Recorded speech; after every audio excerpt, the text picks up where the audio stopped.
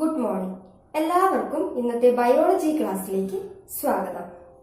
Hi കുട്ടികളെ, ഇന്ന് ഞാൻ നിങ്ങൾക്ക് എന്നെ പരിചയപ്പെടുത്താം. ഞാൻ എന്റെ പ്രത്യേകതകൾ പറയാം. ഞാനൊരു അവയവമാണ്. നിങ്ങളിൽ ഓരോരുത്തരിലും ഒരു ജോഡി വീതം ഞാൻ കാണപ്പെടുന്നു. മനുഷ്യനിലെ പ്രധാന വിസർജനാവയവമാണ് ഞാൻ. രണ്ടെണ്ണം വീതമുള്ള ഞങ്ങൾക്ക് പയർമണിയുടെ ആകൃതിയാണുള്ളത്. രക്തം ഞങ്ങളിലൂടെ കടന്നു പോകുമ്പോൾ അതിലടങ്ങിയിരിക്കുന്ന മാലിന്യങ്ങൾ നീക്കം ചെയ്ത് ശരീരത്തിന്റെ ആന്തരസമസ്ഥിതി നിലനിർത്തുന്നതിൽ ഞങ്ങളുടെ പങ്ക് വളരെ വലുതാണ്. മനുഷ്യ ശരീരത്തിലെ അരിപ്പ എന്നറിയപ്പെടുന്ന അവയവമാണ് ഞാൻ. എങ്കിൽ പറയൂ, ഞാൻ ആരാണ്? അതെ, വൃക്കകൾ. ഇന്ന് നാം ചർച്ച ചെയ്യുന്നത് വൃക്കയെ കുറിച്ചാണ്. വൃക്ക ഒരു വിസർജനാവയവമാണ്, അല്ലേ? നിങ്ങൾക്ക് ഏതൊക്കെ വിസർജനാവയവങ്ങളെ കുറിച്ചറിയാം? ശ്വാസകോശം, കരൾ, ത്വക്ക് എന്നീ വിസർജനാവയവങ്ങളെ കുറിച്ച് നിങ്ങൾ പഠിച്ചിട്ടുണ്ട്, അല്ലേ? കരൾ എങ്ങനെയാണ് വിസർജന പ്രക്രിയയിൽ പങ്കെടുക്കുന്നത്? ശരിയാണ്, നമ്മുടെ ശരീരത്തിൽ രൂപപ്പെടുന്ന വിഷവസ്തുക്കളെ വീര്യം കുറഞ്ഞ യൂറിയയാക്കി മാറ്റപ്പെടുന്നത് കരളിൽ വെച്ചാണ്, അല്ലേ? എന്നാൽ കരൾ ഇവയെ പുറന്തള്ളാൻ സഹായിക്കുന്നില്ല. അതുപോലെ തന്നെ ത്വക്കിലൂടെ ചെറിയൊരളവ് ജലവും ലവണങ്ങളും മാത്രമേ പുറന്തള്ളപ്പെടുന്നുള്ളൂ. എങ്കിൽ ഈ ജലവും ലവണങ്ങളും അതുപോലെ തന്നെ യൂറിയയും എങ്ങനെയായിരിക്കും പുറന്തള്ളപ്പെടുന്നത്? ശരിയാണ്, നമ്മുടെ ശരീരത്തിൽ രൂപപ്പെടുന്ന അധിക ജലം, യൂറിയ, വിറ്റാമിനുകൾ, ലവണങ്ങൾ എന്നിവയെല്ലാം മൂത്രരൂപത്തിലാണ് പുറന്തള്ളപ്പെടുന്നത്. ഇതിന് സഹായിക്കുന്ന അവയവമാണ് വൃക്കകൾ. എന്റെ കയ്യിലുള്ള ഈ മാതൃക ഏതാണെന്ന് മനസ്സിലായോ? അതെ, വൃക്കയും അവയുടെ അനുബന്ധ ഭാഗങ്ങളും ഉൾക്കൊള്ളുന്ന മാതൃകയാണ് ഈ കാണിച്ചിട്ടുള്ളത്. ഇവയിൽ നിങ്ങൾക്ക് രണ്ട് വൃക്കകളെ കാണാനാകുന്നില്ലേ? എന്താണ് ഈ വൃക്കയുടെ ആകൃതി? ശരിയാണ്, പയർമണിയുടെ ആകൃതിയാണ് വൃക്കകൾക്കുള്ളത്. ഈ വൃക്കകൾക്ക് ഏകദേശം എത്ര നീളം വരും എന്ന് ആർക്കെങ്കിലും പറയാനാകുമോ? ശരിയാണ്, 11 സെന്റിമീറ്റർ നീളമാണ് വൃക്കകൾക്കുള്ളത്. ഏകദേശം 11 സെന്റിമീറ്റർ നീളവും 5 സെന്റിമീറ്റർ വീതിയും 3 സെന്റിമീറ്റർ കനവുമാണ് വൃക്കകൾക്ക് കാണപ്പെടുന്നത്. ഈ വൃക്കകൾ ഉറപ്പും മാർദ്ദവവുമുള്ള ഒരു ആവരണത്താൽ പൊതിഞ്ഞു സംരക്ഷിക്കപ്പെട്ടിട്ടുണ്ട്. വൃക്കകൾ എവിടെയാണ് കാണപ്പെടുന്നത്? ശരിയാണ്, വൃക്കകൾ ഉദരാശയത്തിൽ, അല്ലെ? ഉദരാശയത്തുള്ള നട്ടെല്ലിന്റെ ഇരുവശത്തുമുള്ള മാംസപേശികളോട് ചേർന്നാണ് ഇരുവൃക്കകളും സ്ഥിതി ചെയ്യുന്നത്. ഇനി നമുക്ക് രക്തക്കുഴലുകളെ കുറിച്ച് നോക്കാം. ഇവിടെ കുറെ രക്തക്കുഴലുകൾ ചിത്രീകരിച്ചിട്ടുണ്ട്. 2 നിറത്തിലാണ് ഇവ ഇവിടെ നിർമ്മിച്ചിട്ടുള്ളത്, നീല നിറത്തിലും ചുവന്ന നിറത്തിലും. നമ്മുടെ ശരീരത്തിലെ ഏറ്റവും വലിയ രക്തക്കുഴൽ ഏതാണ്? ശരിയാണ്, മഹാധമനി, അല്ലേ? ഇനി നമുക്ക് നോക്കാം. ഈ ചുവന്ന നിറത്തിൽ കാണിച്ചിരിക്കുന്ന ഈ രക്തക്കുഴലാണ് മഹാധമനി. ഈ മഹാധമനി ശാഖകളായി വൃക്കകളിലേക്ക് പോകുന്നത് നിങ്ങൾക്ക് കാണാനാകുന്നുണ്ടോ? മഹാധമനി ശാഖകളായി ഇരുവൃക്കകളിലേക്കും കടന്നു പോകുന്നുണ്ട്, അല്ലേ? എങ്കിൽ ഈ രക്തക്കുഴലിനെ പറയുന്ന പേരെന്താണ്? ശരിയാണ്, വൃക്കാധമനി. മഹാധമനിയുടെ ശാഖയായി പിരിഞ്ഞ് വൃക്കകളിലേക്ക് കടന്നു പോകുന്ന രക്തക്കുഴലുകളാണ് വൃക്കാധമനി എന്ന് പറയുന്നത്. ഈ വൃക്കാധമനി വഴിയാണ് വൃക്കകളിലേക്ക് രക്തം എത്തിച്ചേരുന്നത്. ഈ രക്തത്തിൽ വിസർജ്യ വസ്തുക്കൾ അടങ്ങിയിട്ടുണ്ട്, അല്ലേ? വൃക്കാധമനിയിലൂടെ വൃക്കകളിൽ എത്തിച്ചേർന്ന രക്തത്തിന് പിന്നീട് എന്ത് മാറ്റമാണ് സംഭവിക്കുന്നത്? ശരിയാണ്, അത് അരിക്കൽ പ്രക്രിയക്ക് വിധേയമാകുന്നുണ്ട് അല്ലെ?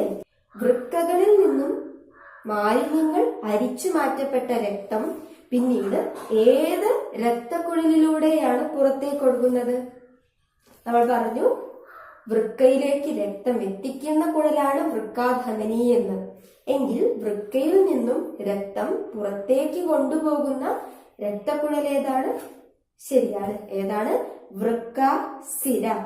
വൃക്കാസിര വഴിയാണ് വൃക്കയിൽ നിന്നും ശുദ്ധീകരിക്കപ്പെട്ട രക്തം പുറത്തേക്ക് കൊണ്ടുപോകുന്നത്. മൂത്രരൂപീകരണം നടക്കുന്നത് വൃക്കകളിൽ വെച്ചാണെന്ന് നമ്മൾ പറഞ്ഞു. എങ്കിൽ ഈ മൂത്രം ഏത് കുഴല് വഴിയാണ് മൂത്രസഞ്ചിയിലേക്ക് എത്തിച്ചേരുന്നത്? അതെ, ശരിയാണ്, മൂത്രവാഹി വഴി അല്ലെ? ഈ മഞ്ഞ നിറത്തിൽ കാണിച്ചിരിക്കുന്ന ഇതാണ് മൂത്രവാഹി.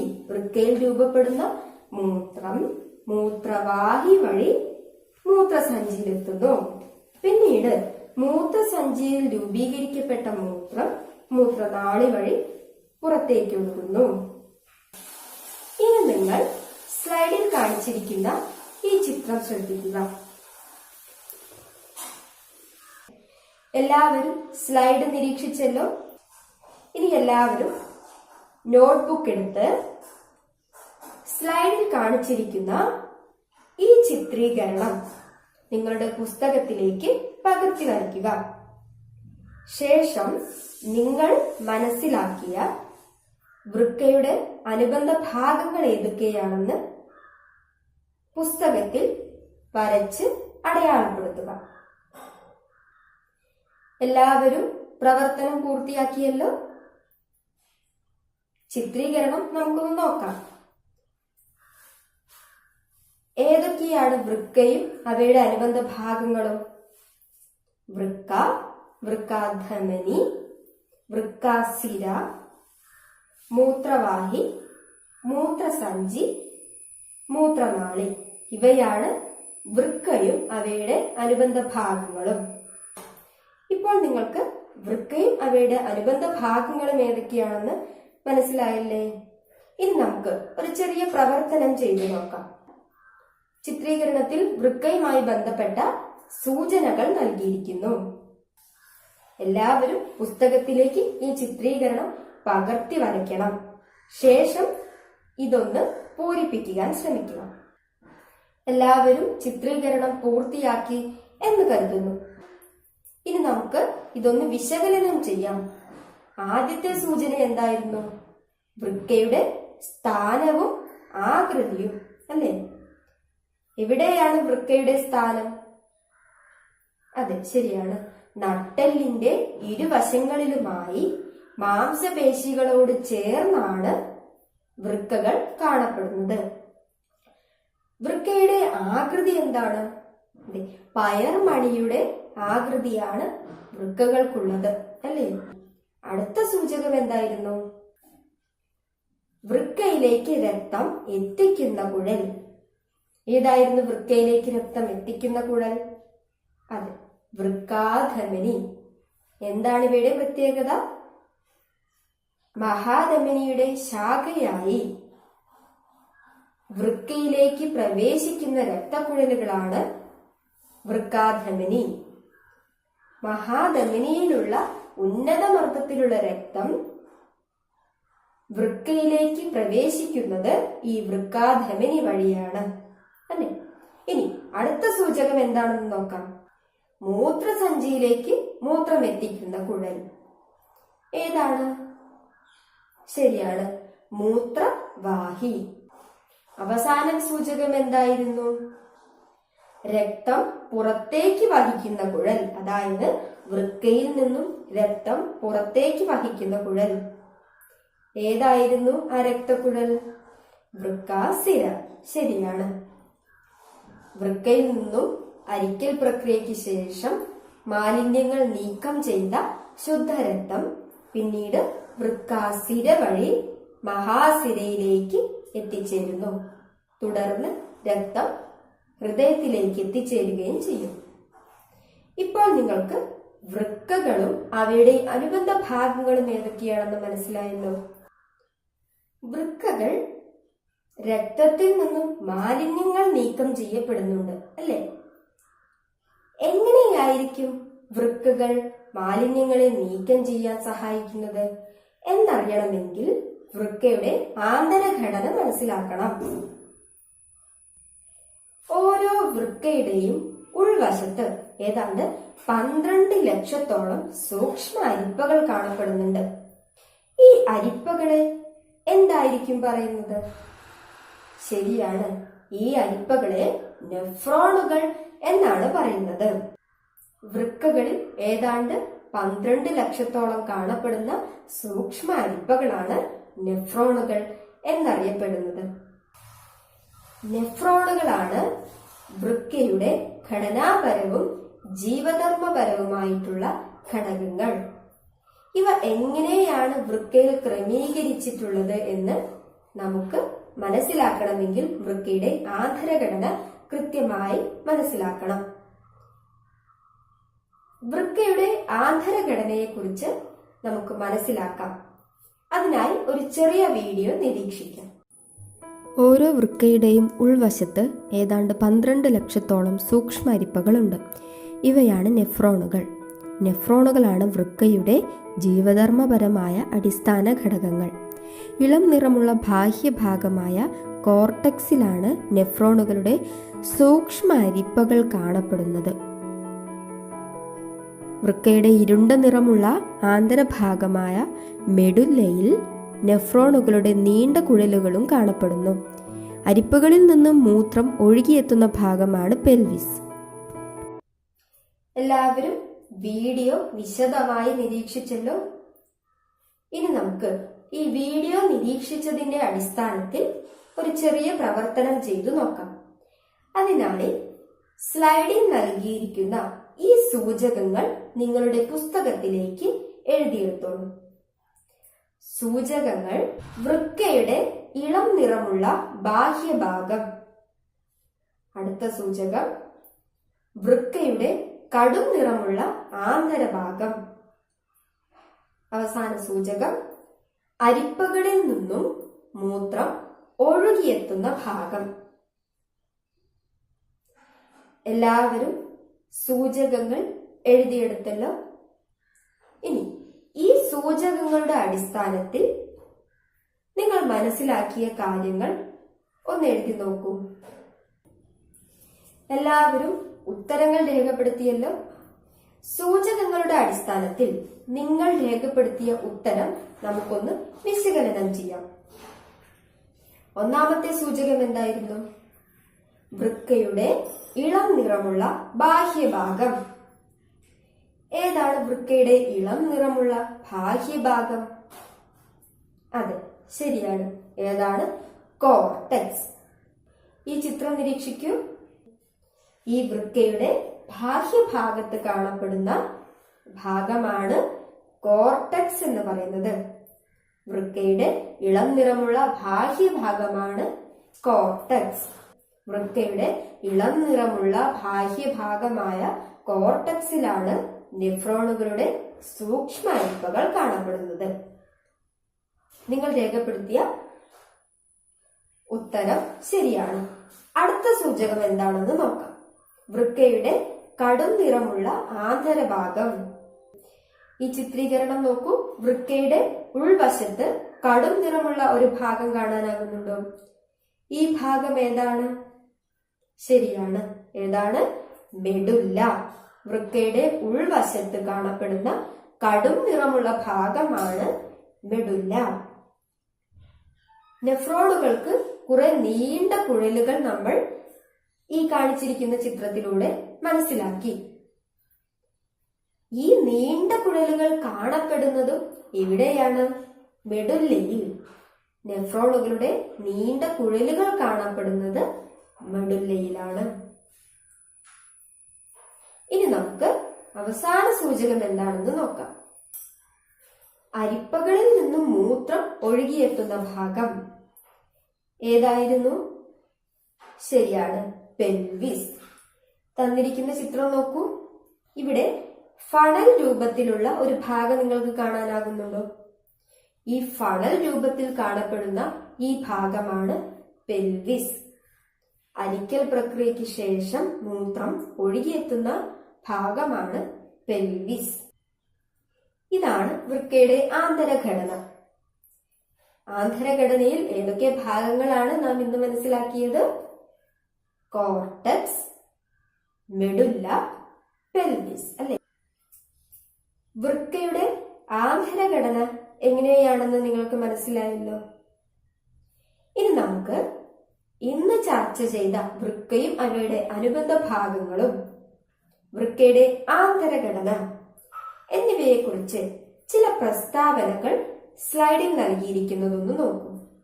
ഈ പ്രസ്താവനകൾ വായിച്ച് അവ ശരിയോ തെറ്റോ എന്ന് കണ്ടെത്തി നിങ്ങളുടെ പുസ്തകത്തിൽ രേഖപ്പെടുത്തുക.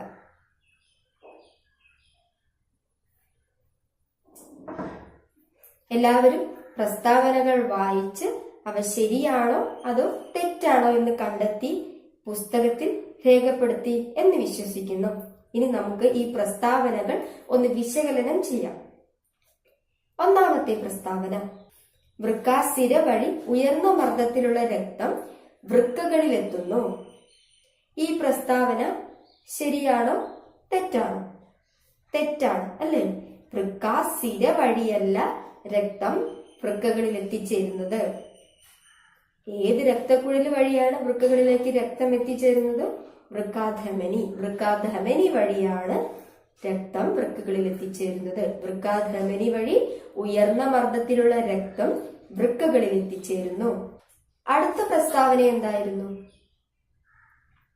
വൃക്കയുടെ ഇളം നിറമുള്ള ബാഹ്യഭാഗമാണ് കോർട്ടക്സ്.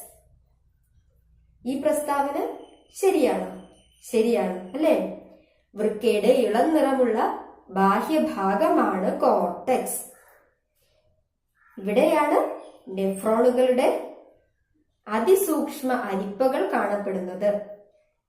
ഇനി നമുക്ക് അടുത്ത പ്രസ്താവന എന്താണെന്ന് നോക്കാം. നെഫ്രോണുകളുടെ നീണ്ട കുഴലുകൾ കാണപ്പെടുന്നത് കോർട്ടക്സിലാണ്. ഈ പ്രസ്താവനയ്ക്ക് എന്തെങ്കിലും പ്രശ്നമുണ്ടോ? ഉണ്ട് അല്ലെ? നെഫ്രോണുകളുടെ നീണ്ട കുഴലുകൾ കാണപ്പെടുന്നത് കോർട്ടക്സിലല്ല. ഈ പ്രസ്താവന തെറ്റാണ്.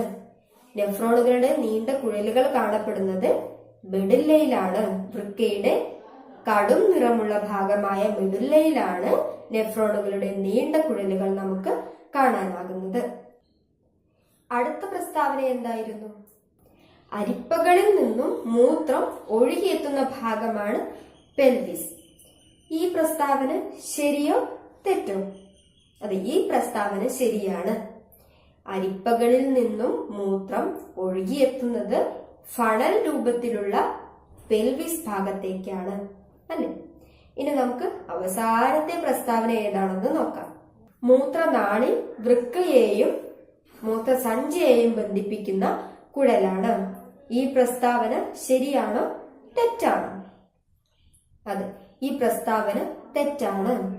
മൂത്രവാഹിയാണ് വൃക്കയെയും മൂത്രസഞ്ചിയെയും ബന്ധിപ്പിക്കുന്ന കുഴൽ. വൃക്കയിൽ രൂപപ്പെടുന്ന മൂത്രം മൂത്രവാഹി വഴി മൂത്രസഞ്ചിയിലേക്ക് പ്രവേശിക്കുന്നു. നിങ്ങൾ എല്ലാവരും രേഖപ്പെടുത്തിയ ഉത്തരങ്ങൾ ശരിയാണ്. ഇന്നത്തെ ക്ലാസ്സിൽ നമ്മൾ വൃക്കയെ കുറിച്ചാണ് ചർച്ച ചെയ്തത്. വൃക്കയും അവയുടെ അനുബന്ധ ഭാഗങ്ങളും വൃക്കയുടെ ആന്തരഘടനയും എങ്ങനെയാണെന്ന് ഇന്നത്തെ ക്ലാസ്സിലൂടെ നിങ്ങൾക്ക് മനസ്സിലായി എന്ന് വിശ്വസിക്കുന്നു. ഇനി നിങ്ങൾ ചെയ്യേണ്ട തുടർ പ്രവർത്തനങ്ങൾ എന്തൊക്കെയാണെന്ന് എഴുതിയെടുത്തോളൂ. ഒന്നാമത്തെ തുടർ പ്രവർത്തനം: ചുവടെ നൽകിയിരിക്കുന്ന രക്തക്കുഴലുകൾ അവയുടെ ധർമ്മത്തിൽ പ്രദർശിപ്പിക്കുന്ന വ്യത്യാസമെന്ത്? വൃക്കാധമനി, വൃക്കാസിര. അടുത്ത തുടർ പ്രവർത്തനം: സ്ലൈഡിൽ കാണിച്ചിരിക്കുന്ന വൃക്കയുടെ നെടുകെയുള്ള ഈ ഛേദം പുസ്തകത്തിലേക്ക് പകർത്തി വയ്ക്കുക. ശേഷം നൽകിയിട്ടുള്ള ഈ സൂചകങ്ങളുടെ അടിസ്ഥാനത്തിൽ ഭാഗങ്ങൾ അടയാളപ്പെടുത്തുക. സൂചകങ്ങൾ: വൃക്കയിലേക്ക് രക്തം എത്തിക്കുന്ന കുഴൽ, വൃക്കയിൽ നിന്നും രക്തം പുറത്തേക്ക് വഹിക്കുന്ന കുഴൽ, അരിപ്പകളിൽ നിന്നും മൂത്രം ഒഴുകിയെത്തുന്ന ഭാഗം. വൃക്കയുടെ ഇളം നിറമുള്ള ബാഹ്യഭാഗം. വൃക്കയുടെ കടും നിറമുള്ള ആന്തരഭാഗം. അടുത്ത പ്രവർത്തനമാണ് വൃക്കയുടെ ആന്തരഘടനയും അനുബന്ധ ഭാഗങ്ങളും ഉൾക്കൊള്ളുന്ന ഒരു മാതൃക നിർമ്മിക്കുക. എല്ലാവരും ഈ തുടർ പ്രവർത്തനങ്ങൾ കൃത്യമായി ചെയ്തു തീർക്കണം. ഇന്ന് നമ്മൾ ചർച്ച ചെയ്തത് വൃക്കയെ കുറിച്ചാണ്. വൃക്കയും അവയുടെ അനുബന്ധ ഭാഗങ്ങളും ഏതൊക്കെയാണെന്ന് ഇന്നത്തെ ക്ലാസ്സിലൂടെ നിങ്ങൾ മനസ്സിലാക്കി എന്ന് വിശ്വസിക്കുന്നു. Thank you.